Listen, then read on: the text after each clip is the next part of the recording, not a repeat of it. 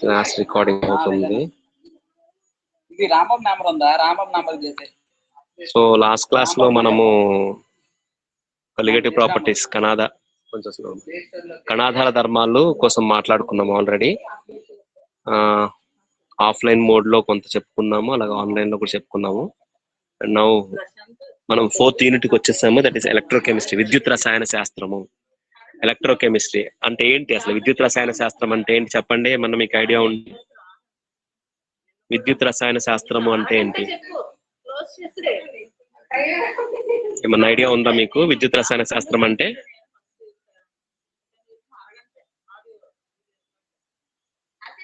చెప్పండి. విద్యుత్ రసాయన శాస్త్రం అంటే ఏంటి? రసాయనాల ద్వారా విద్యుత్తును తయారు చేయడం. రసాయనాల ద్వారా విద్యుత్ తయారు చేయడము.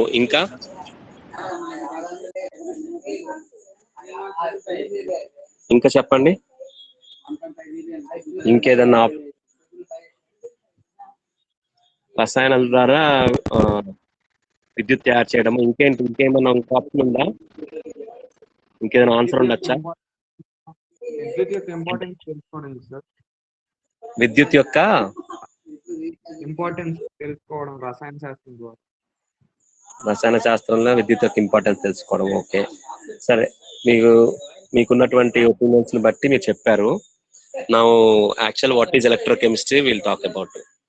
ఎలక్ట్రోకెమిస్ట్రీ విద్యుత్ రసాయన శాస్త్రము అంటే రసాయనం ద్వారాగా విద్యుత్ని ప్రొడ్యూస్ చేయడము ఒక ఎత్తు అయితే, రెండవది ఏంటి, విద్యుత్తును ఉపయోగించుకొని మనము రసాయనిక చర్యల్ని చేపట్టడము.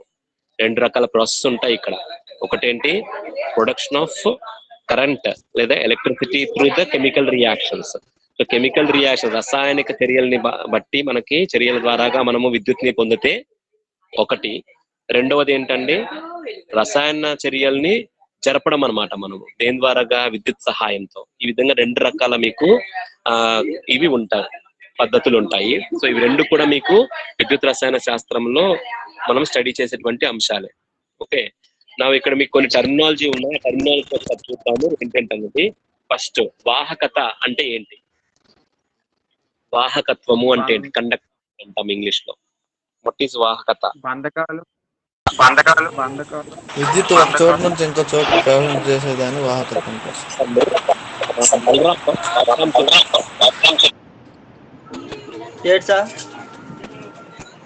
బలరాం చెప్పట్లేదా సార్? వాహకత అంటే విద్యుత్ తనకుండా పంపించేది. విద్యుత్ తనకుండా పంపించేదాన్ని వాటిని వాహకాలు అంటారు సార్. ఇంకా వాహకాలు అనలేదు. వాహకత్వం అంటే ఏంటి? వాహకత, కండక్టెన్స్. ఒక చోటు నుంచి ఇంకో చోటుకి రవాణా చేసేదాన్ని వాహకత్వం అంటారు. విద్యుత్తును ఒక చోటు నుంచి ఇంకో చోటుకి రవాణా చేసేదాన్ని వాహకత్వం అంటారా సార్? వాహకత్వం అంటారు. ఇంకా ఎలక్ట్రాన్లు ప్రవహింపేలా చేసేదాన్ని వాహకత్వం అంటారు. ఎలక్ట్రాన్లు ప్రవాహం, అదే moving of electrons in. Okay, ఎలక్ట్రాన్ల ఇక్కడ మనకి ఏంటంటే వాహకత్వము అని అంటే it is nothing but it's a measure of అంటే మనం ఒక కొలుస్తున్నాం అనమాట. ఏంటి, ఎంత కరెంట్ మనకి దాని ద్వారాగా వెళ్తుంది అని చెప్పేది. సో ఒక పదార్థము దాని గుండాగా ఎంత ఎలక్ట్రిసిటీని అది దాని గుండా ప్రవేశింప చేయగలదు. It's a measure of electricity. Okay, it's a measure of electricity అనమాట. ఓకే, దేంట్లో, పదార్థంలో. దీన్నే మనం ఏమంటాము, వాహకత్వము అని చెప్పేసి అని అంటాము. ఓకే, సాధారణంగా వాహకత్వంని మనం డైరెక్ట్ గా వాహకత్వం మనం కనుక్కోగలమా?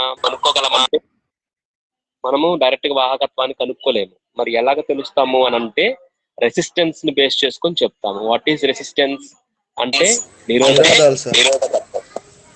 What is నిరోధకత్వము? విద్యుత్ ప్రవాహాన్ని ఆపేది సార్, అదుపు చేసేది. విద్యుత్ ప్రవాహాన్ని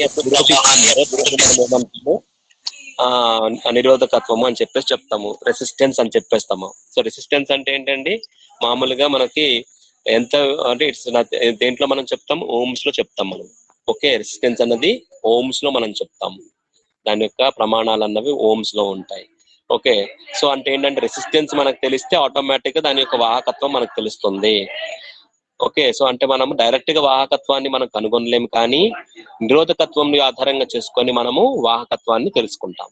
అయితే ఇక్కడ మనకి విద్యుత్ రసాయన శాస్త్ర పరంగా ముఖ్యంగా మనకు కావాల్సినటువంటి ఏంటంటే వాహకత్వంని మనము పలు రకాలుగా ఇక్కడ మనము చెప్పుకుంటాము. మొదటగా విశిష్ట వాహకత్వము, రెండవది మనకి సమతుల్య వాహకత్వము. రెండు రకాల వాహకత్వాలు ఉంటాయి ఇందులో. ఒకటి ఏంటండి విశిష్ట వాహకత్వము, రెండవది సమతుల్య వాహకత్వము అని చెప్పేసి అని అంటాము.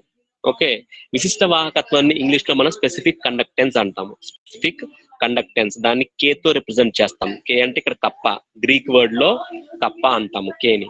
ఓకే, సో స్పెసిఫిక్ కండక్టెన్స్ అంటే ఏంటండి విశిష్ట వాహకత్వము. ఏంటండి విశిష్ట వాహకత్వము అంటే వాహకత్వాన్ని ఒక ఒక ఆ నిర్దిష్ట పరిమాణంలో గనక మనం మెజర్ చేస్తే, ఓకే, వాహకత్వాన్ని నిర్దిష్ట పరిమాణంలో గనక మనము మెజర్ చేస్తే లేదా కొలిస్తే దాన్ని మనం ఏమంటాము విశిష్ట వాహకత్వము అని చెప్పేసి అంటాము. ఓకే, నిర్దిష్ట ఆ పరిమాణంలో మనం కొలవడము అంటే ఏంటండి అని అంటే ఇక్కడ 1 cc అంటే ఏంటండి 1 ml. 1 cc అంటే 1 ml. 1 ml of the solution లో అంటే ఏంటంటే ఇక్కడ మనకి ఇక్కడ సొల్యూషన్ అంటే ఏంటి, కంపల్సరీగా ఇందులో ఏముంటాయండి, ద్రావితం ఉంటది, ద్రావణి ఉంటది. ద్రావితం ఎటువంటి ద్రావితమై ఉండాలండి ఇందులో అని అంటే వాహకత్వాల్ని ప్రొడ్యూస్ చేసేటువంటి లేదా వాహకత్వాల్ని చూపించేటువంటి ఏముండాలండి మీకు ద్రావితం ఉండాలి. దాన్నే ఎలక్ట్రోలైట్. ఓకే, ఎలక్ట్రోలైట్ అంటే ఏంటండి మనకి ఈ విద్యుత్ వాహకాలని మనం ప్రొడ్యూస్ చేసేటువంటివి ఎలక్ట్రోలైట్లు ఉంటాయి, లేదా అవి తీసుకోవడం గ్రహించడం కానీ లేకపోతే ఇవ్వడం కానీ చేస్తాయి అనమాట ఎలక్ట్రోలైట్లు. ఓకే, సో అయాన్స్ గా ఉండేటువంటివి ఎలక్ట్రోలైట్. జనరల్ గా పదార్థం మనకి ఎలక్ట్రోలైట్ కాదని ఎలా చెప్తామంటే అదే అయాన్లుగా అది విడిపోయేలాగా ఉండాలి. అయాన్లని ప్రొడ్యూస్ చేసేలాగా ఉంటే అప్పుడు మనం దాన్ని ఎలక్ట్రోలైట్ అంటాము. ఒక సీసీ ఆఫ్ సొల్యూషన్ లో ఉన్న ఎలక్ట్రోలైట్ ని ప్రొడ్యూస్ చేసేటువంటి కండక్టెన్స్ నే మనం ఏమంటాము స్పెసిఫిక్ కండక్టెన్స్ లేదా విశిష్ట వాహకత్వము అని అంటాము. 1 ml 1 ml ఆఫ్ ద్రావణంలో ఉన్నటువంటి ఎలక్ట్రోలైట్ ప్రొడ్యూస్ చేసేటువంటి కండక్టెన్స్ నే మనం ఏమంటామండి స్పెసిఫిక్ కండక్టెన్స్ అని అంటాము. అండ్ ఈ స్పెసిఫిక్ కండక్టెన్స్ దేనిపైన ఆధారపడి ఉంటుంది అని అంటే 1 ml ద్రావణంలో ఉన్నటువంటి అయాన్ల ఎంత అయాన్లు ఉంటాయో ఆ అయాన్ల ద్వారాగా వచ్చేటువంటి కండక్టెన్స్ ఎంత ఉంటుందో దాన్ని మనము విశిష్ట వాహకత్వ అని చెప్పేసి చెప్తాము. అంటే దీనికి ఒక సూత్రం మనం ఇక్కడ ఏం చెప్పొచ్చు, సింపుల్ గా ఒక సూత్రాన్ని ఇక్కడ మనం చూద్దాము. చెప్పిందండి చూడండి, విశిష్ట వాహకత్వాన్ని కేతో మనము చెప్పినట్లయితే K is equal to C into L/A. C అంటే ఏంటండి దాని యొక్క వాహకత్వము, ఇంటూ L అంటే ఏంటండి లెంగ్త్ ఆఫ్ ద కండక్టర్, అంటే మనం తీసుకున్నటువంటి వాహకము యొక్క లెంగ్త్ పొడవు ఎంత ఉందో చూడాలి. అలాగే ఏ అంటే ఏంటి area of cross section. Area of cross section అంటే ఏంటండి మీరు దాని యొక్క మందం అంటే ఇప్పుడు ఏం చెప్పొచ్చు మనము మీకు ఆ పదార్థంని గనక మీరు అలాగా కట్ చేస్తే దాని యొక్క ఏరియా ఎంత వస్తుందో చూస్తాం అనమాట. ఇప్పుడు ఒక తీగ అనుకోండి, ఆ తీగ ఎంత పొడవు ఉందో దాని లెంగ్త్ చెప్తాము. మరి ఏరియా ఆఫ్ క్రాస్ సెక్షన్ అంటే ఏంటంటే ఆ తీగని గనక మీరు కట్ చేస్తే అడ్డంగా ఇలా కట్ చేస్తాం అనుకోండి 2 భాగాలు అయిపోద్ది కదండి. సో అప్పుడు ఏం చేయాలి మనము ఆ భాగానికి సంబంధించినటువంటిది ఎంత ఉంటుందో సర్కిల్, ఆ సర్కిల్ మనం చూడాల్సి ఉంటది. అంటే ఇప్పుడు for example gauge sir, gauge అంటారు అదేనా సార్? గేజ్ లాగానే I will show you one. ఇప్పుడు ఫర్ ఎగ్జాంపుల్ ఇది మనకి వాహకత్వం సంబంధించిన మెజర్ చేయాల్సినటువంటి పదార్థం అనుకోండి. ఇది పొడవు అవుతుందండి. ఓకే, దీని ఏరియా ఆఫ్ క్రాస్ సెక్షన్ చెప్పాలి అని అంటే దీన్ని కనుక మనము తుంచినాం అనుకోండి, ఇలాగా విరక్కొట్టేసాము. విరక్కొట్టిన తర్వాత you can see this part. ఈ మొత్తము ఒక సర్కిల్ లాగా వస్తుంది కదండి. మీకు ఒక చెట్టుని నరికారు అనుకోండి, కరెక్ట్ గా సెంటర్ గా నరికేసినప్పుడు ఏమవుతుందండి మీకు ఒక సర్కిల్ ఒకటి వస్తుంది, అంతే కదండి. చెక్కని గనక మీరు మామూలుగా అడ్డంగా ఇలాగ నరికేస్తే ఏమవుతుందండి, కింద మొదల దగ్గర ఏమో ఉంటది మీకు మొత్తం రౌండ్గా ఉంటుంది కదండి. సో సెంటర్ నుంచి ఆ డయామీటర్ అంటే సెంటర్ నుంచి మీకు అంచులకి ఎంత డిస్టెన్స్ ఉంటుందో దాన్నే మనం ఏరియా ఆఫ్ క్రాస్ రేడియస్ అంటాం. దాన్ని ఏమంటామండి? రేడియస్ అంటాము. ఆ రేడియస్ ని మనము ఏరియా కింద చెప్పినప్పుడు పై ఆర్ స్క్వేర్ సూత్రం పరంగా ఏరియా అంటే తెలుగులో ఏమంటామండి? వైశాల్యం సార్, వైశాల్యం. వైశాల్యం. వైశాల్యం అని చెప్పాల్సి వచ్చినప్పుడు ఏందో పై ఆర్ స్క్వేర్ కదండి సూత్రం ఏంటి. సో అలాగా మీరు ఏంటనంటే ఈ ఏరియా పైన కూడా ఆధారపడి ఉంటుంది. అంటే ఈ సర్కిల్ ఎంత ఉంటుందో ఏరియా వైశాల్యము అది మనం చెప్పాల్సి ఉంటుంది. సో ఇక మనం చెప్పినటువంటి సూత్రం పరంగా మాట్లాడినట్లయితే సూత్రం ఏంటండి? K is equal to C into L/A. What is C? C అంటే ఏంటండి? ఇక్కడ కండక్టెన్స్, వాహకత్వం. L అంటే లెంగ్త్ ఆఫ్ ద కండక్టర్, మీరు తీసుకున్నటువంటి పదార్థము వాహకం యొక్క పొడవు. తర్వాత ఏ అంటే ఏంటండి? ఏరియా ఆఫ్ క్రాస్ సెక్షన్ అని అంటే ఏంటండి? దాని వైశాల్యం, అడ్డుకోత వైశాల్యం అని చెప్పేసి చెప్తారు దీన్ని, అడ్డుకోత వైశాల్యము. ఓకే. సో స్పెసిఫిక్ కండక్టెన్స్ ని మనము ఈ విధంగా కూడా చెప్పొచ్చు. ఏంటండి? రెసిప్రోకల్ ఆఫ్ స్పెసిఫిక్ రెసిస్టెన్స్ లేదా రెసిస్టివిటీ అంటే ఏంటండి? విలోమనం అన్నమాట. విశిష్ట నిరోధకత్వం యొక్క విలోమనంనే మనం ఏం చెప్పొచ్చు అండి? విశిష్ట వాహకత్వం అని చెప్పేసి చెప్పొచ్చు. అంటే ఏంటండి? ఆ స్పెసిఫిక్ రెసిస్టెన్స్ రోతో రిప్రజెంట్, ఇది పీ కాదండి, దీన్ని రో అంటాం మనము, rho. Okay. K is equal to 1/ρ. ఈ విధంగా కూడా మనం చెప్పొచ్చు. స్పెసిఫిక్ రెసిస్టెన్స్ ఏంటండి? ఓము సెంటీమీటర్ ఉంటుంది మామూలుగా, ఓమ్ ఇంటూ సెంటీమీటర్. ఆ విధంగా స్పెసిఫిక్ విశిష్ట. ఎందుకని సెంటీమీటర్ అండి? ఇక్కడ మనము చెప్పాం కదండి, 1 cc 1 ml అని చెప్తున్నాం కదా, క్యూబిక్ సెంటీమీటర్ మాట్లాడుతున్నాం కదండి. అందుకని ఇక్కడ మనకి విశిష్ట వాహకత్వంలో ఓమ్ వస్తుంది, సెంటీమీటర్ వస్తుంది. ఇన్వర్స్ ఉంది కాబట్టి ఓమ్ ఇన్వర్స్, సెంటీమీటర్ ఇన్వర్స్. విశిష్ట వాహకత్వకు ఏముంటండి units? 1 specific distance. Specific distance ఏంటంటే ఓమ్ ఇంటూ సెంటీమీటర్. సో 1 కాబట్టి ఓమ్ ఇన్వర్స్ సెంటీమీటర్ ఇన్వర్స్ అవుతుంది విశిష్ట వాహకత్వంకి. ఓమ్ ఇన్వర్స్ నే మనం ఏమనొచ్చండి? మో అని కూడా చెప్పొచ్చు. MHO, మో పర్ సెంటీమీటర్, లేదా మో సెంటీమీటర్ ఇన్వర్స్ అనొచ్చు. అలా కూడా చెప్పొచ్చు. మో సెంటీమీటర్ ఇన్వర్స్, లేదా ఓమ్ ఇన్వర్స్ సెంటీమీటర్ ఇన్వర్స్, లేదా మో పర్ సెంటీమీటర్ అని కూడా చెప్పొచ్చు. ఇది విశిష్ట వాహకత్వానికి సంబంధించినటువంటి విషయం. ఇప్పుడు అలాగే ఇక్కడ మీరు చూసినట్లయితే సమతుల్య వాహకత్వం కోసం మాట్లాడుతుంది. ఈక్వివలెంట్ కండక్టెన్స్ అంటారు. సమతుల్య వాహకత్వం, దీన్ని లాంబ్డాతో రిప్రజెంట్ చేస్తారు. ఏంటండి ఈక్వివలెంట్ సమతుల్య వాహకత్వం అంటే? వాహకత్వము మనకి ఎంత క్వాంటిటీకి ఇక్కడ తీసుకుంటాము? V క్వాంటిటీకి తీసుకుంటాము. అక్కడ ఏం చేసామండి? 1 cc ఎంత ఎలక్ట్రోలైట్లు ఉన్నాయో చూసాము. ఇక్కడ ఏం చెప్తామనంటే V వాల్యూమ్ లో 1 గ్రాము, చూడండి 1 గ్రాము సమతుల్య, 1 గ్రాము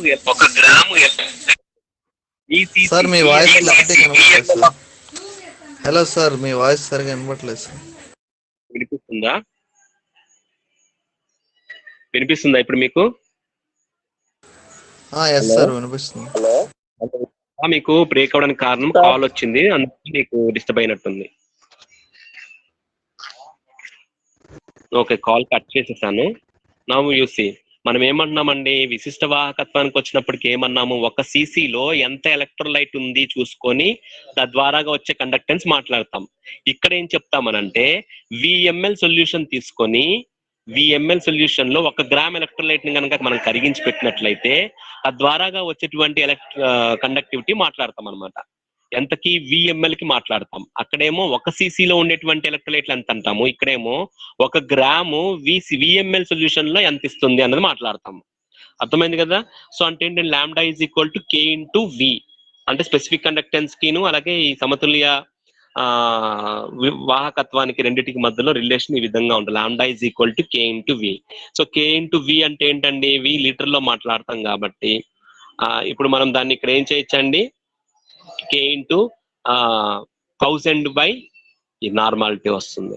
ఓకే, ఈ విధంగా కూడా మనం చెప్పొచ్చు. నార్మాలిటీ సూత్రాన్ని మనం అప్లై చేసినట్లయితే నార్మాలిటీ పరంగా lambda is equal to K into 1000 by N. మిగతా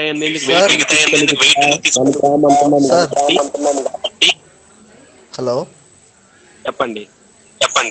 వి solvent solution sir? Solution solvent కాదు ఇక్కడ. మరి 1 గ్రామ్ కలుపుతాను అన్నారు కదా, 1 గ్రాము ఇది కలుపు. 1 గ్రామ్ దావితము ద్రావణిలో కలిపినప్పుడు ఏమొస్తుందండి మీకు? సొల్యూషన్ ద్రావణం ఇక్కడ మనం చూసుకోవాల్సిన రెండు విషయాలు ఎంత ద్రావితం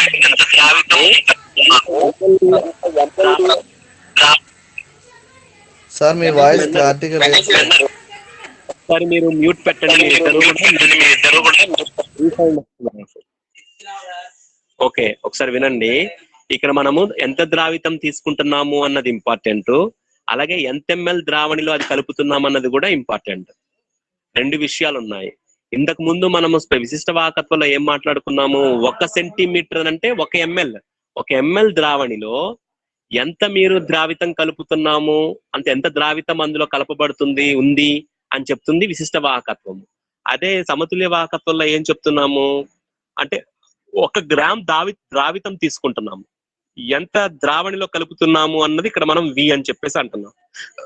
అర్థమైందా? అక్కడేమో ద్రావణి స్పెసిఫై చేస్తున్నాం ఎంత వాల్యూమ్ అన్నది, ఇక్కడేమో ద్రావితం స్పెసిఫై చేస్తున్నాం ఎంత క్వాంటిటీ అన్నది. ఓకే, సో అట్లాగే ఇక్కడ మనం ఏం చేస్తున్నాం అంటే ఈ విధంగా lambda is equal to K into V. V అంటే ఇప్పుడు మన నార్మాలిటీ పరంగా సూత్రం ఏంటండి? భారము బై సమతుల్య భారము ఇంటూ 1000 బై వి కదండి. ఓకే, భారం ఎంత అని చెప్తున్నాం ఇక్కడ? 1 గ్రామ్ ఈక్వలెంట్ అంటున్నాం కాబట్టి పైన మొత్తం అంతా కూడా క్వాంటిటీ 1 అవుతుంది అదంతా కూడా. ఓకే, మొత్తం 1 అయిపోతే అప్పుడు ఏంటి వస్తుందండి? చూడండి ఇక్కడ కే ఇంటూ 1000 వి బై ఎన్ అవుతుంది. వి ఈజ్ ఈక్వల్ టు ఎంత అవుతుందండి? 1000 బై ఎన్. ఎందుకని భారం బై సమతుల్య భారం మొత్తం 1 అయిపోయింది కాబట్టి N is equal to 1000 by V ఉంటుంది. So V is equal to 1000 by N అవుతుంది. సో ఈ విధంగా మీకు సూత్రం వచ్చేస్తుంది. ఓకే, 1000 బై ఎన్ ఇక్కడ మనం ప్రతిక్షేపించుకుంటే K is equal to normality కనుక 1 లీటర్ కి మనం చేసినట్లయితే అప్పుడు K is equal to specific 1 litre చేసినట్లయితే ఏంటండి ఇక్కడ మీకు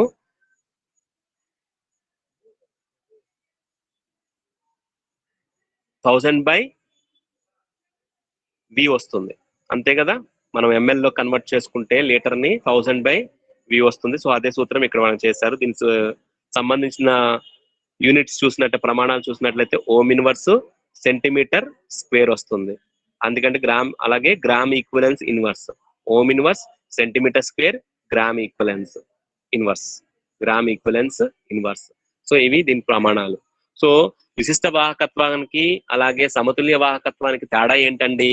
విశిష్ట వాహకత్వం అన్నది మీకు 1 ఎంఎల్ లో ఉన్నటువంటి ద్రావితము లేదా ద్రావితం అన్న ఇక్కడ మనం మాట్లాడడం జనరల్ గా ఎలక్ట్రోలైట్ అని అంటాము. ద్రావితం అన్న పదం బదులు ఏం వాడతాం మనం ఇక్కడ? ఎలక్ట్రోలైట్లు అనేది చెప్పేసి చెప్తాము.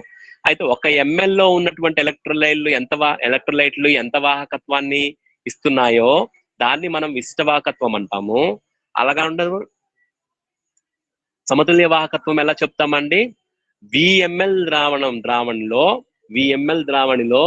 1 గ్రామ్ ఈక్వలెంట్, 1 గ్రామ్ సమతుల్య ద్రావితం ఎలక్ట్రోలైట్ ని మనము కలిపినప్పుడు వచ్చేటువంటి వాహకత్వాన్ని ఏమంటామండి? సమతుల్య వాహకత్వము అని చెప్పేసి అని అంటాము. సో ఈ విధంగా రెండు కూడా మీకు తెలిసినటువంటి ప్రమాణాలు కూడా మనం చూసాము. ఇందులో ప్రప్రథమంగా మనం గుర్తుపెట్టుకోవాల్సింది ఏంటంటే effect of dilution on conductance, అంటే వాహకత్వం పైన విలీనం చేసే కొలది ద్రావణంని మనము విలీన ద్రావణంగా మనం చేసే కొలది కూడా వాహకత్వంలో వచ్చేటువంటి ప్రభావం ఏంటి అంటే ఎఫెక్ట్ ఏంటి, వాహకత్వం పైన ప్రభావం ఏ విధంగా ఉంటుంది అని మనము చూస్తాం. సాధారణంగా ఇప్పుడు ఎలక్ట్రోలైట్ ని మనము అప్పుడు NaCl తీసుకున్నారనుకోండి, ఒక ఎగ్జాంపుల్ తీసుకుందాం. ఒక ఎగ్జాంపుల్ తీసుకుందాం. సోడియం క్లోరైడ్ ని మీరు నీటిలో కరిగించారండి, జాగ్రత్త వినండి. నీటిలో కరిగించారు NaCl ని, అప్పుడు ఏమవుతుందండి? Na+Cl- అయాన్స్ అన్నవి నీటిలో ఉంటాయి. అంటే సోడియం అయాన్లు ఉంటాయి, క్లోరైడ్ అయాన్లు రెండు కూడా మీకు నీటిలో ఉంటాయి. ఇప్పుడు ఆ ఒక ద్రావణంకి వాహకత్వం అన్న దేని వలన వస్తుంది? ఇందులో ఉన్నటువంటి అయాన్ల వలన వస్తుంది. వాహకత్వం దేని వలన వస్తుందండి? అయాన్ల వలన వస్తుంది. అంటే సోడియం క్లోరైడ్ అయాన్లు ఉండడం వలన మీకు దానికి ఆ ఒక ద్రావణంకి ఏమొస్తుందండి? వాహకత్వం అన్నది వస్తుంది, వాహకత్వం వస్తుంది. ఓకే, సో ఇప్పుడు ఈ వాహకత్వం వచ్చింది దీనికి. నేను ఇప్పుడు ఒక చెంచాడు నీళ్లు తీసుకొని, జాగ్రత్త వినండి, ఒక చెంచా నీళ్లు తీసుకొని అందులో ఒక చిటికెడు ఉప్పు వేసానండి, కరిగించానండి, దాని వాహకత్వం చూసాము. ఓకే, ఇప్పుడు ఈ చెంచా నీళ్ళకి నేను ఒక గ్లాస్ నీళ్లు కలిపేశాను. ఉప్పు అంతే ఉంది, ఉప్పు ఏం నేను మళ్ళీ వేయలేదు.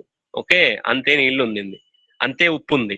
ఓకే, దాన్ని ఏం చేశాను, నేను ఒక గ్లాస్ నీళ్ళలోకి వేసేసాను, కలిపాను. ఇప్పుడు దాని వాహకత్వం ఏ విధంగా ఉంటది అన్నది మనం స్టడీ చేయాలి. దీన్నే విలీనం చేయడం అంటారు. ఓకే, ద్రావణంను మనము విలీన ద్రావణంగా మార్చడము అని అంటే ఒక చెంచా లేదా ఒక కప్పు ఆ కప్పు నీళ్ళల్లో మనం ఏం చేసామండి, ఒక చిటికెడు ఉప్పు లేదా ఒక స్పూన్ ఉప్పు వేసాము, కరిగించేసాం. దాని వాహకత్వం ఎంత ఉంది, ఈ కప్పు నీళ్ళలోకి మనం తీసుకొచ్చి గ్లాస్ నీళ్ళల్లోకి పోసేసామండి, అంతే ఉప్పు. మనం ఏమి వేయలేదు ఇంకా. మళ్ళీ ఇక్కడ ఉన్న ఉప్పు నీళ్ళల్లో ఉన్నటువంటి కప్పులో ఉన్నటువంటి ఉప్పే ఇప్పుడు మనం ఏమైందంటే ఒక గ్లాస్ నీళ్ళల్లో కలిపేసాము. ఇప్పుడు దాని వాహకత్వం ఏ విధంగా ఉంటుంది అంటే ఏం చేసామండి, మనము గాఢతను తగ్గించేసాము, అంటే విలీన ద్రావణంగా చేసాం దాన్ని. అప్పుడు వాహకత్వం ఏ విధంగా ఉంటుంది అన్నది మనం ఇప్పుడు స్టడీ చేయాలి. ఓకే, దీంట్లో ప్రప్రథమంగా మనం గుర్తుపెట్టుకోవాల్సిన విషయం ఏంటంటే, సాధారణంగా ద్రావణంని విలీనం చేసే కొలది కూడా, అంటే విలీన ద్రావణంగా మారే కొలది కూడా మీకు వాహకత్వం అనేది పెరుగుతూ ఉంటుంది. ఎందుకు పెరుగుతూ ఉంటుంది అన్నది మనం తర్వాత చూద్దాము. ఓకేనా, ముందైతే మీరు స్టేట్మెంట్ తెలుసుకోండి. ఏంటంటున్నామండి, వాహకత్వం అనేది సాధారణంగా పెరుగుతుందా? గాఢత తగ్గిస్తే పెరుగుతూ ఉంటుంది, విలీనం చేస్తూ ఉండాలి. ఎక్కువ సొల్యూషన్ డైల్యూట్ అవుతా ఉండాలి. అంటే ఇప్పుడు మీరు చెంచాడు లేదా కప్పు నీళ్ళల్లో ఉన్నటువంటి ఉప్పును తీసుకోండి, దాని వాహకత్వము, అలాగే మీరు అదంటే గ్లాస్ నీళ్ళల్లో కలిపినటువంటి దాన్ని తీసుకుంటే దాని వాహకత్వం, రెండు కంపేర్ చేస్తే గ్లాస్ నీళ్ళల్లో ఉన్న దానికి వాహకత్వం ఎక్కువ ఉంటది కప్పు నీళ్ళల్లో ఉన్న దానికన్నా కూడా. క్వాంటిటీ అంతే, ఉప్పు అంతే ఉంటది. ఓకే, కానీ మీకు వాహకత్వం అన్నది దేనిలో ఎక్కువ ఉంటదని చెప్తున్నాం మనము, ఎక్కువ డైల్యూట్ అయిన ద్రావణంలో ఉంటది. సో ఒక స్టేట్మెంట్ ఏం చెప్పొచ్చు ఇక మీకు, the conductance of the solution increases with dilution. అంటే ఏంటండి, విలీనం చెందే కొలది కూడా మీకు ఏమవుతుందండి, వాహకత్వం పెరుగుతూ ఉంటుంది. ఓకే, విలీన ద్రావణంగా మారే కొలది మీకు అది వాహకత్వం అన్నది పెరుగుతూనే ఉంటుంది. So that's the first statement. అంటే ఏం చెప్పొచ్చండి, వాహకత్వంకిను డైల్యూషన్ కి రెండింటికి మధ్యలో ఎటువంటి రిలేషన్ ఉంటుంది, డైరెక్ట్లీ ప్రపోర్షనల్. అర్థమైంది కదండి. సో అంటే ఏంటండి, అనులోమానుపాతంలో ఉంది. ఓకే, దేనికి, డైల్యూషన్ కి అండ్ వాహకత్వానికి. నెక్స్ట్ సార్ పూర్తిగా డైల్యూట్ అయిపోతుంది సార్. అదే ఎంత డైల్యూట్ అయితే వాహకత్వం పెరుగుతూ ఉంటుంది. అలా అయితే నార్మల్ వాటర్ కి ఎక్కువ ఉంటుందా సార్? నార్మల్ వాటర్ లో ఉప్పు ఎంత ఉంటుంది అది కూడా చూసుకోవాలి సార్. అదే చెప్తాను మీకు అవన్నీ కూడా why it is happening like దాని కోసం.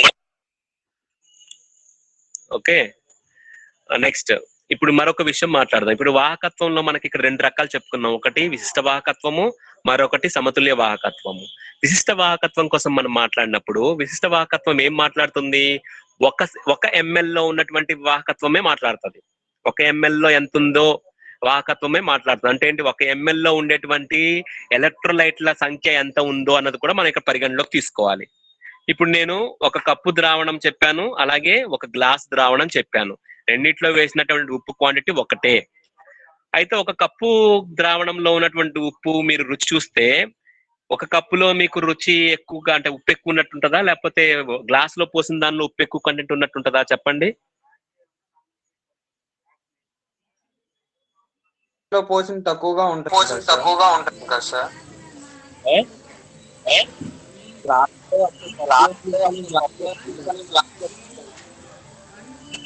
ఓకే, సో గ్లాస్ లో పెట్టండి. గ్లాస్ లో ఉన్నటువంటి దానికి ఉప్పు తక్కువ ఉంటది, అంతే కదండి, ఎందుకంటే ఎక్కువ వాటర్ కంటెంట్ ఉంది కాబట్టి అందులోని, కంపేర్ టు కప్పులో. రెండిట్లోనూ ఉప్పు శాతం ఒకటే, ఉప్పు వేసింది ఒకటే. ఉప్పు ఇందులోనూ చెంచానే వేసాము, అందులోనూ చెంచానే వేసాము.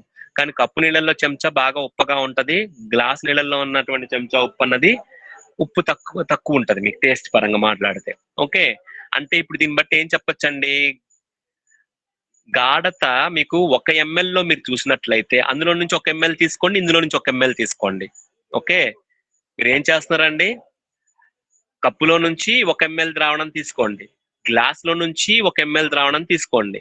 ఈ 1 ml ద్రావణం అందులోను ఇందులోను తీసుకుంటే ఏ ఎంఎల్ లో మీకు ఎక్కువ ఎలక్ట్రోలైట్లు కనిపిస్తాయండి? కప్పులో నుంచి తీసిన దాంట్లోనా, గ్లాస్ లో నుంచి తీసిన దాంట్లోనా? అర్థం కాలేదా? కప్పులో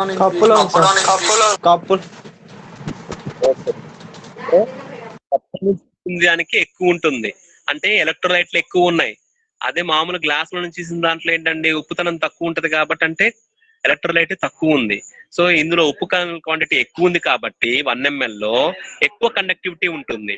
అదే విలీన ద్రావణం నుంచి తీసినటువంటి దాంట్లో ఎలక్ట్రోలైట్లు తక్కువ ఉన్నాయి కాబట్టి తక్కువ కండక్టివిటీ ఉంటుంది. అంటే విశిష్ట వాహకత్వం పరంగా మాట్లాడితే ఎఫెక్ట్ ఆఫ్ డైల్యూషన్ ఏ విధంగా ఉంటుందండి? ఇన్వర్స్ రిలేషన్ లో ఉంటుంది, అంటే విలోమానుపాతంలో ఉంటుంది. అంటే స్పెసిఫిక్ కండక్టెన్స్ కి వచ్చినప్పటికి, విశిష్ట వాహకత్వం వచ్చినప్పటికీ 1 ml పరంగా మనం మాట్లాడుతున్నాం కాబట్టి మీ డైల్యూషన్ పెంచే కొలది వాహకత్వం తగ్గిపోతూ ఉంటుంది. ఇక్కడ విశిష్ట వాహకత్వం అన్నది తగ్గిపోతూ ఉంటుంది. అర్థమైందా మీకు చెప్పింది? సో విశిష్ట మామూలుగా సాధారణంగా ఏం చెప్తాము, ద్రావణం మనం విలీనం చేసే కొలది కూడా వాహకత్వం పెరుగుతుంది. ఓకే, కానీ ఇక్కడ విశిష్ట వాహకత్వంలో ఏమవుతుందండి, 1 ml పరంగా మనం మాట్లాడుతున్నాం కాబట్టి 1 ml పరంగా ఎలా ఉంటుందని మాట్లాడినప్పుడు గాఢత కలిగిన దాంట్లో 1 ml లో ఎక్కువ గాఢత అంటే ఎక్కువ ఎలక్ట్రోలైట్లు ఉంటాయి కాబట్టి వాహకత్వం ఎక్కువ ఉంటుంది. అదే విలీన ద్రావణంలో 1 ml పరంగా తీసుకుంటే ఎలక్ట్రోలైట్లు అందులో తక్కువ ఉంటాయి కాబట్టి వాహకత్వం అన్నది తక్కువ ఉంటుంది. ఓకే, సో ఆ విధంగా విశిష్ట వాహకత్వం is inversely proportional to the dilution. లేదు అని అంటే directly proportional to the concentration అని చెప్పేసి అంటాం.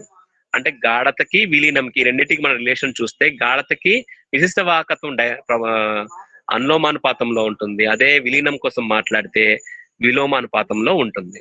ఓకే, సో అది విశిష్ట వాహకత్వానికి సంబంధించినటువంటి విషయం.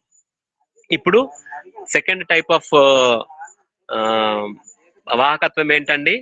సమతుల్య వాహకత్వం, ఈక్వివలెంట్ కండక్టెన్స్ అని అంటాం. సమతుల్య వాహకత్వము, ఈక్వివలెంట్ కండక్టెన్స్. మరి ఇది ఇంకేమవుతుంది అని అంటే మనం విఎంఎల్ ఆఫ్ సొల్యూషన్ లో మాట్లాడుతున్నాం కదండి. సో ఆబ్వియస్ గా ఇక్కడ ఏమవుద్దండి, మీకు సొల్యూషన్ డైల్యూట్ అయ్యే కొలది కూడా ఇక్కడ వాహకత్వం అన్నది పెరుగుతూనే ఉంటుంది. అంటే వాహకత్వ పరంగానే సమతుల్య వాహకత్వం కూడా మీకు డైల్యూట్ చేసే కొలది కూడా వాహకత్వం పెరుగుతూనే ఉంటుంది. అర్థమైంది కదండి మీకు చెప్పింది? So there are 2 factors here. ఒకటి విశిష్ట వాహకత్వానికి సంబంధించి ఏ విధంగా పెరుగుతుంది, డైల్యూషన్ చేసే కొలది తగ్గుతుందా పెరుగుతుందా, అలాగే సమతుల్య వాహకత్వం కూడా తగ్గుతుందా పెరుగుతుందా అన్నది మనము మాట్లాడతాము. ఓకే, సో డైల్యూషన్ అనేటప్పటికి ఏంటంటే విఎంఎల్ అని అక్కడ మనం స్పెసిఫై చేస్తాం, అంతే. ఎంత ఎంఎల్ అనేది అక్కడ మనం స్పెసిఫై చేయట్లేదు, కానీ మనం తీసుకుంది 1 గ్రామ్ ఈక్వల్. 1 గ్రామ్ ఈక్వల్ అంటే ఎంత ఎంఎల్ లో మీరు ఎంఎల్ పెంచే కొలది కూడా, వాటర్ క్వాంటిటీ పెంచే కొలది కూడా ఏమవుద్దండి, మీకు వాహకత్వం పెరుగుతూనే ఉంటుంది. మేము ఏం జరుగుతుందండి, మీకు తగ్గుతూ ఉంటుంది డైల్యూట్ చేసే కొలది. అదే సమతుల్య వాహకత్వం మాత్రం ఉంటుంది. క్లియర్? ఏమైనా డౌట్ ఉందా? ఎందుకు, ఏమిటి, ఎందుకండి ఈ విధంగా జరుగుతుంది, అసలు వాహకత్వానికి ఎలక్ట్రోలైట్ కి మధ్యలో సంబంధం ఏంటి, ఇవన్నీ మనం స్టడీ చేయడం కోసము కొన్ని థియరీస్ అన్నవి మనకి ఇక్కడ ఉన్నాయి. ఓకే, సో కొన్ని సిద్ధాంతాలు అన్నవి ప్రవేశపెట్టబడి ఉన్నాయి. దీంట్లో ఫస్ట్ సిద్ధాంతము, మొట్టమొదటి సిద్ధాంతం ఏంటండి అది అని అంటే అర్హీనియస్ థియరీ. అర్హీనియస్ అన్న అతను ఒక థియరీని మనకి ప్రపోజ్ చేశాడు. ఆ తర్వాత ఆస్ట్వాల్డ్ వచ్చాడు. ఆస్ట్వాల్డ్ డైల్యూషన్ లా, ఆస్ట్వాల్డ్ విలీన నియమం అని చెప్పేసి అతను ఇంకోటి చెప్పాడు. ఆ తర్వాత మనకు వచ్చినటువంటిది డిబై-హక్కెల్ థియరీ. డిబై-హక్కెల్ వీళ్ళిద్దరు కలిసి ఒక సిద్ధాంతాన్ని మనకి ప్రవేశపెట్టడం జరిగింది. ఓకే, సో ఇవి రెండు ప్రథమంగా ఇక్కడ మనం మాట్లాడుకుంటాం. మొదటిది ఏంటండి, అర్హీనియస్ థియరీ. ఆ తర్వాత వచ్చింది ఏంటండి, ఆస్ట్వాల్డ్ థియరీ. ఇక లాస్ట్ కి వచ్చింది ఏంటంటే డిబై-హక్కెల్ థియరీ. సో ఈ విధంగా మీకు 3 రకాల సిద్ధాంతాలు అన్నవి ఇక్కడ ఉంటాయి. సో ఫస్ట్ అర్హీనియస్ థియరీ కోసం మాట్లాడదాం. అర్హీనియస్ ఏం చెప్తాడండి ఇక్కడ మీకు అని అంటే, మీకు సాధారణంగా అన్ని ఎలక్ట్రోలైట్లు జలద్రావణంలో సాధారణంగా మామూలుగానే అవి మీకు విఘటనం చెంది క్యాటయాన్లు యానయాన్లుగా ఏర్పడతాయి అన్నది వీడు ఫస్ట్ చెప్పినటువంటి పాయింట్. ఏంటని చెప్తున్నాడండి, ఎలక్ట్రోలైట్లు అన్నవి అలాగే ఎలక్ట్రోలైట్ గానే ఉండిపోవు, అలాగా సమ్మేళనం అలాగే ఉండదు. ఏం జరుగుతుంటాడండి, మామూలుగానే అది వీళ్ళు జలద్రావణంలో వేయగానే ఏమవుతుందండి, మీకు విఘటనం చెంది డిసోసియేట్ అయిపోతుంది. క్యాటయాన్ గాను యానయాన్ గాను విడిపోవడం అన్నది మీకు కనబడుతుంది. సహజంగానే అది జలద్రావణంలో ఏమవుతుందండి, విడిపోవడం అన్నది మీకు కనిపిస్తుంది. ఫర్ ఎగ్జాంపుల్ ఏబి అని తీసుకున్నారనుకోండి, ఒక ఎలక్ట్రోలైట్. అది మీకు జలద్రావణంలో ఏంగానే ఏమవుతుందండి, A+ గాను B- గాను విడిపోవడం అన్నది జరుగుతుంది. ఓకే, సో ఈ విధంగా జరగడం వలన ఏంటండి మీకు సాధారణంగా రెండో అంశం ఏం చెప్తాడనంటే, విడిపోయినటువంటి యానయాన్లు కానీ క్యాటయాన్లు కానీ వాటి ఆవేశాలు కనుక మీరు గమనించినట్లయితే పాజిటివ్ ఛార్జ్ ఎంత ఉంటుందో నెగటివ్ ఛార్జ్ కూడా అంతే ఉంటుంది. ఓవరాల్ గా మీరు చూసినట్లయితే ఓవరాల్ గా పాజిటివ్ ధనావేశం ఎంత ఉంటుందో రుణావేశం కూడా అంతే ఉంటుంది. సో ఓవరాల్ గా ఏమవుద్దండి, అది విద్యుత్ పరంగా తటస్థం అయిపోతుంది. విద్యుత్ పరంగా అది మీకు తటస్థం అయిపోతుంది. ఫర్ ఎగ్జాంపుల్ NaCl ఉంది అనుకోండి, ఎన్ని ప్లస్ అయాన్స్ ఉంటాయో అన్ని మైనస్ అయాన్స్ వస్తాయి ఇక్కడ మీకు. కాల్షియం క్లోరైడ్ తీసుకున్నారు అనుకోండి, Ca+2 అలాగే Cl- రెండు Cl- వస్తున్నాయి. కాల్షియం పక్కన పైన ఛార్జ్ ఏముందండి, +2 ఉంది, రెండు Cl- వస్తున్నాయి. సో ఈ విధంగా రెండు Cl- కాబట్టి అది -2 అయిపోయింది. +2 -2లు క్యాన్సిల్ అవుట్ అయిపోతుంది. సో ఇక్కడ మనం గమనించాల్సిన విషయం ఏంటంటే, ఎన్ని కాటయాన్ ఆవేశాలు ఉంటాయో అన్ని యానయాన్ ఆవేశాలు అన్నవి మీకు ఇందులో ఉంటాయి. టోటల్ వచ్చేటప్పటికి ఏంటండి, ఇట్ ఈజ్ న్యూట్రల్, తటస్థం అనమాట ఆ యొక్క ద్రావణంలో. అలాగే ఇప్పుడు మీరు మూడో పాయింట్ ఏం చెప్తాడు వీడు, ఈ యొక్క ద్రావణానికి మనము విద్యుత్ క్షేత్రాన్ని గనక మనము దానికి ఇచ్చామనుకోండి, అప్పుడు ఏమవుద్దండి, క్యాటయాన్లు యానయాన్లు చలనం చేస్తాయి. ఎటు పక్కకి వెళ్తాయండి అవి చెప్పండి. క్యాటయాన్లు ఎటు పక్కకి వెళ్తాయి, యానయాన్లు ఎటు పక్కకి వెళ్తాయి? క్యాటయాన్లు దాని చెప్పండి, క్యాటయాన్లు ఎటు వెళ్తాయి, యానయాన్లు ఎటు వెళ్తాయి? మీరు విద్యుత్ క్యాటయాన్లు ఆనోడ్ దిక్కు వెళ్తాయి సార్, ఆనయాలు క్యాథోడ్ దిక్కు వెళ్తాయి సార్. అంటే క్యాథోడ్లు యానోడ్లు అంటే ఏంటి, ఇక్కడ ఎలక్ట్రోడ్లు అంటాం. మామూలుగా సాధారణంగా ఏమంటామండి, ఎలక్ట్రోడ్లు అని అంటాము. సో ఇక్కడ ఉన్నటువంటి క్యాటయాన్లు కానీ యానయాన్లు కానీ వాటి వ్యతిరేక ఆవేశ కలిగినటువంటి ఎలక్ట్రోడ్ల వైపుకి అవి చలనం చెందుతాయి అనమాట, బదిలీ చెందుతాయి అని చెప్పొచ్చు. ఓకే, సో అంటే ఏంటంటే ఇక్కడ మొత్తం మీద మీకు 3 పాయింట్లు చెప్పాను. ఫస్ట్ ఏం చెప్పానండి, సహజంగానే ఎలక్ట్రోలైట్లు అన్నవి జలద్రావణంలో విఘటనం చెంది క్యాటయాన్లు యానయాన్లుగా ఏర్పడటము. రెండో అంశం ఏం చెప్పాము, క్యాటయాన్ల ఆవేశము అలాగే యానయాన్ల ఆవేశము రెండు కూడా సమానంగానే ఉంటాయి. తద్వారాగా ఏంటండి, అది తటస్థమైపోతుంది. అది తటస్థమైపోతుంది. మూడో పాయింట్ ఏం చెప్పామండి, విద్యుత్ క్షేత్రంలో గనక ఈ యొక్క ద్రావణాన్ని గనక పెట్టినట్లయితే ఏమవుద్దండి, మొత్తం మీకు క్యాటయాన్లు యానయాన్లు వాటి వ్యతిరేక ఆవేశం కలిగినటువంటి ఎలక్ట్రోడ్ల వైపుకి బదిలీ చెందుతాయి. ఓకే, ఇవి 3 పాయింట్లు వీడు అర్హీనియస్ చెప్పినటువంటిది. 4వ పాయింట్ ఏం చెప్తున్నాడు వీడు అనంటే, ఎంత విఘటనం చెందుతుంది ద్రావణంలో అన్నది వీడు ఆల్ఫాతో సూచిస్తాడు. దాన్ని డిగ్రీ ఆఫ్ డిసోసియేషన్ అని అంటాము. అర్థమైంది కదండి, డిగ్రీ ఆఫ్ డిసోసియేషన్ ఏమంటాడు వీడు, ఆల్ఫాతో రిప్రజెంట్ చేశాడు. ఆల్ఫా అంటే ఏంటండి, ఎంత మీకు విఘటనం చెందుతుంది, ఎంత క్వాంటిటీ అది విఘటనం చెందింది అనేది మనకి ఎలా చెప్తాడు అని అంటే, it's the ratio of dissociated molecules into ions to the total number of, మనం ఎన్ని అణువులు తీసుకుంటున్నాము, ఎన్ని అణువులు మీకు అయాన్ గా మారాయి. అర్థమై ఈ రెండింటి మధ్యలో నిష్పత్తినే మనం ఆల్ఫా అంటాము. అర్థమైంది కదండి. సో అంటే ఏంటండి, ఎన్ని అణువులు అయాన్లుగా మారాయి బై ఎన్ని అణువులు మొత్తం అందులో ఉన్నాయి. అర్థమైంది కదండి, అణువులు మొత్తం ఎంత ఉన్నాయి అలాగే అణువులు ఎన్ని అయాన్లుగా మారాయి, ఈ రెండింటి మధ్యలో నిష్పత్తిని మనం ఏమంటామండి, ఆల్ఫా లేదా డిగ్రీ ఆఫ్ డిసోసియేషన్, విఘటనం చెందేటువంటి డిగ్రీ అని చెప్పేసి చెప్తాం మనం. ఓకే, సో దీన్ని ఆల్ఫాతో మనం సూచించడం జరుగుతుంది.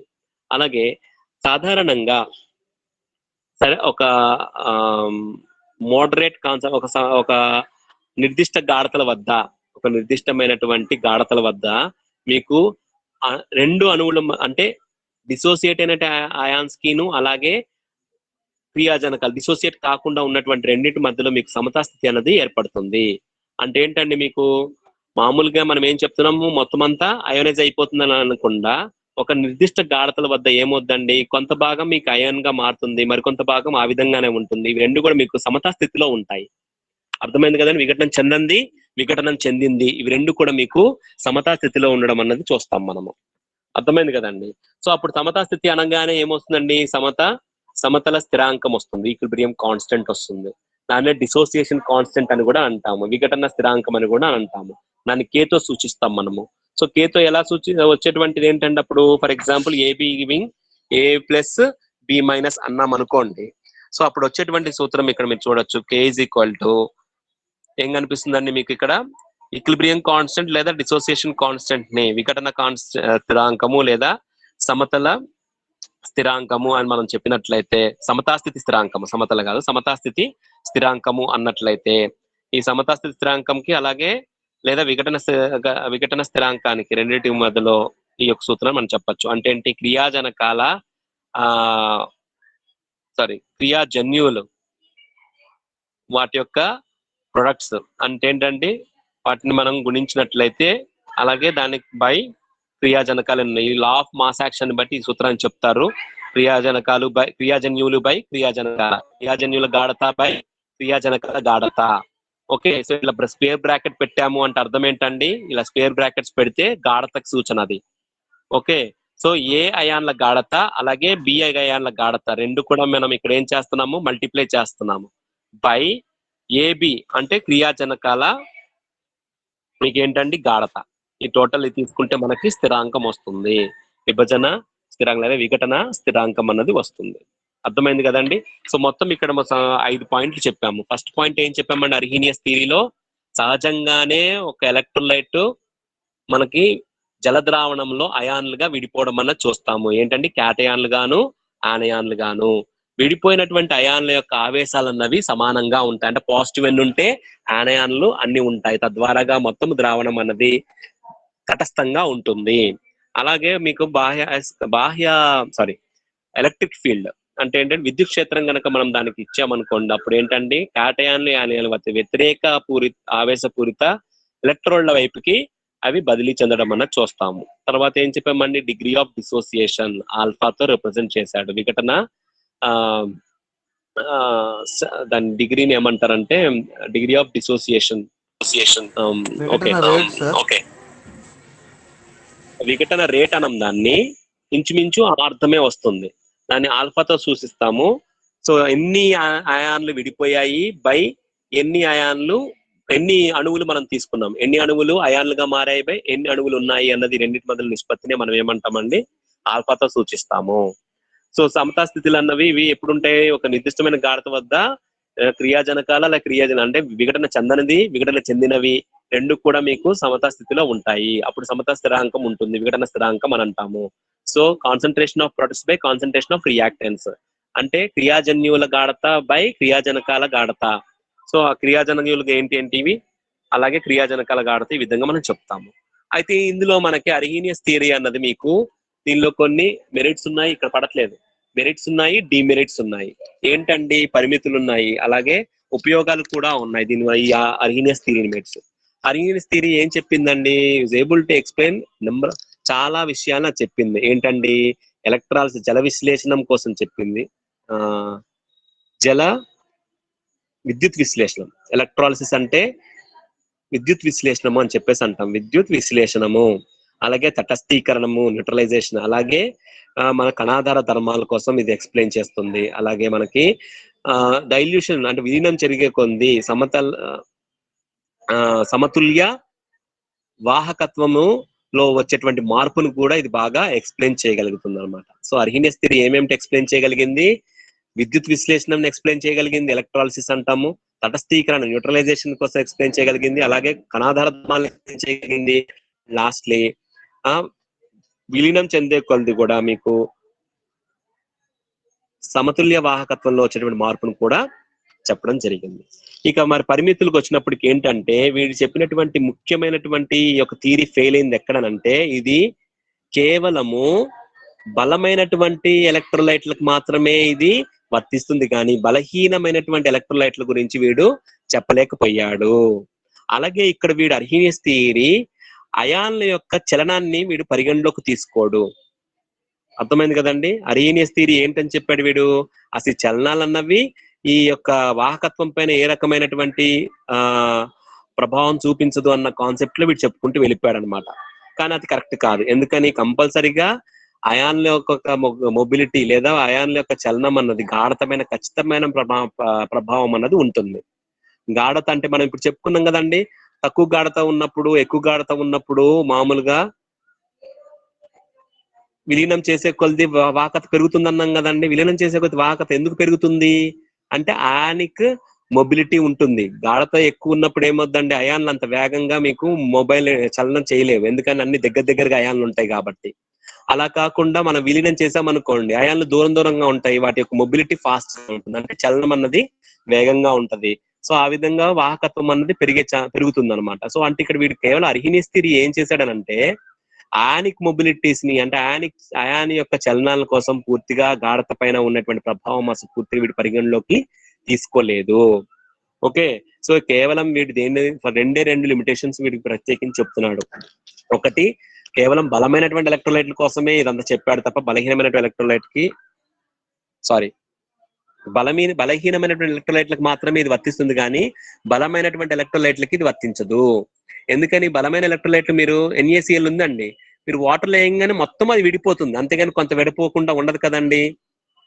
ఓకే, సో అంటే ఏంటండి, బలహీనమైనటువంటి ఎలక్ట్రోలైట్లకి ఈ అర్హీనియస్ థియరీ వర్తిస్తుంది, బలమైనటువంటి ఎలక్ట్రోలైట్లకు వచ్చినప్పటికీ ఇది వర్తించదు.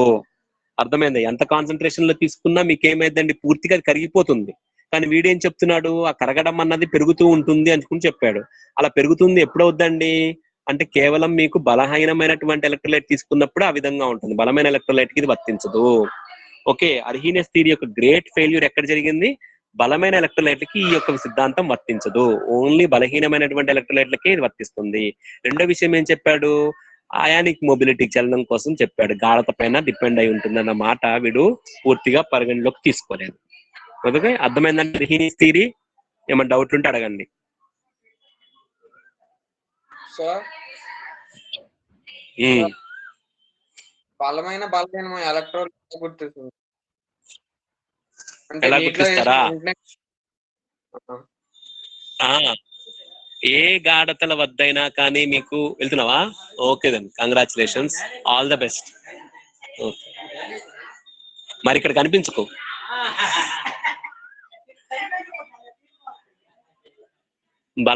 అంటే బలమైన ఎలక్ట్రోలైట్ బలహీనమైన ఎలక్ట్రోలైట్ ఎలా చెప్తామండి ఇక్కడ మనము అని అంటే, జాగ్రత్త చూడండి, ఏ గాఢతల వద్దైనా మీకు సంపూర్ణంగా అది ద్రావణీయతను కలిగి ఉంటే, అంటే అయాన్లుగా పూర్తిగా అది విడిపోయినప్పుడు దాన్ని మనం ఏమంటామండి, బలమైనటువంటి ఎలక్ట్రోలైట్ అని అంటాము. అలా కాకుండా మీకు విలీనం చేసే కొలది కూడా మీకు కరుగుదల అన్నది జరుగుతూ వచ్చింది అనుకోండి, అర్థమైంది? అంటే వివిధ గాఢతల వద్ద మీకు ద్రావణీయత అన్నది మార్పు చెందుతూ వస్తూ ఉంటుంది అనమాట. అలాంటప్పుడు దాన్ని బలహీనమైనటువంటి ఎలక్ట్రోలైట్ అని చెప్పేసి చెప్తాము. సో ఈ విధంగా రెండు రకాలు చెప్పచ్చు. ఇంకా any other doubts? Sir example example చెప్తాను ఆయన. ఇప్పుడు NaCl ఇప్పటిదాకా సోడియం క్లోరైడ్ మాట్లాడుకున్నాం కదండి, మీకు తెలిసినటువంటి ఎగ్జాంపుల్. అది నీటిలో కానీ ఆటోమేటిక్ Na+Cl- గా తక్కువ నీటిలో చేసినా కానీ ఆటోమేటిక్ అది విడిపోతుంది అయాన్ కింద. ఓకే, సో అదేంటి, కంప్లీట్ డిసోసియేషన్ కనిపిస్తుంది మీకు సాల్ట్ కి. అలా కాకుండా మీరు ఇది తీసుకున్నారనుకోండి, ఏది ఎస్టిక్ ఆమ్లము CH3COOH, ఎస్టిక్ ఆమ్లము, అది ఎలాగా విడిపోద్దండి, CH3COO- అలాగే H+ అయాన్ గా విడిపోతుంది. కానీ ఇది నీటిలో అలాగ విడిపోవాల్సి వచ్చినప్పటికీ ఏంటనంటే కొంత క్వాంటిటీ మాత్రమే విడిపోతుంది. అలాగా మీరు దాన్ని మొత్తము మీరు తీసుకున్నటువంటి మొత్తాన్ని కూడా మీరు పూర్తిగా అది అయాన్ల కింద విడిపోగొట్టాలి అని అంటే ఎక్కువ డైల్యూట్ చేయాలండి, ఎక్కువ వాటర్ కావాలి దానికి, అది మొత్తము అవ్వడానికి కూడా. అయినప్పటికీ అది పూర్తిగా మీకు విడిపోవడం అన్నది జరగదు. ఓకే, సో అది ఏంటండి, వీక్ ఎలక్ట్రోలైట్ అంటారు దాన్ని, అంటే బలహీనమైనటువంటి ఎలక్ట్రోలైట్. సో ఈ విధంగా మీకు రెండు రకాలు ఉన్నాయి, బలమైన ఎలక్ట్రోలైట్, బలహీనమైనటువంటి ఎలక్ట్రోలైట్. ఎస్టిక్ ఆమ్లం బెస్ట్ ఎగ్జాంపుల్ మీరు తీసుకోవచ్చు బలహీనమైనటువంటి ఎలక్ట్రోలైట్ కి. Any other answer? Any other ఒకసారి అదే బలహీన థియరీ? బలమైందా? ఓకే, బలహీనమైనటువంటి ఎలక్ట్రోలైట్ అని అంటే అది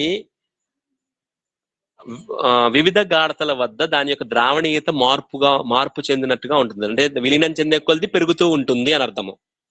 అలా కాకుండా మీకు ఏ గాఢత వద్దైనా కానీ అది సంపూర్ణంగా కరిగిపోయి లేదా ద్రావణీయత ఒకే విధంగా ఉంటే దెన్ అప్పుడు మనం దాన్ని ఏమంటాము, బలమైనటువంటి ఎలక్ట్రోలైట్. 100% అయనైజేషన్ జరిగిపోతుంది మీకు ప్రతి ఏ గాఢతల వద్ద తీసుకున్నా కానీ దాన్ని.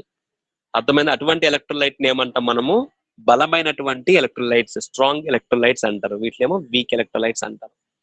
ఎస్టిక్ ఆమ్లం ఏంటంటే మీకు మీరు నీరు కలిపే కొలిది దాని యొక్క ద్రావణీయత, దాన్ని ఏమంటారు, అయాన్లుగా విడిపోవడం అన్నది కనిపిస్తూ ఉంటుంది. ఓకే, అయాన్లుగా విడిపోవడం అన్నది కనిపిస్తుంది అన్నమాట.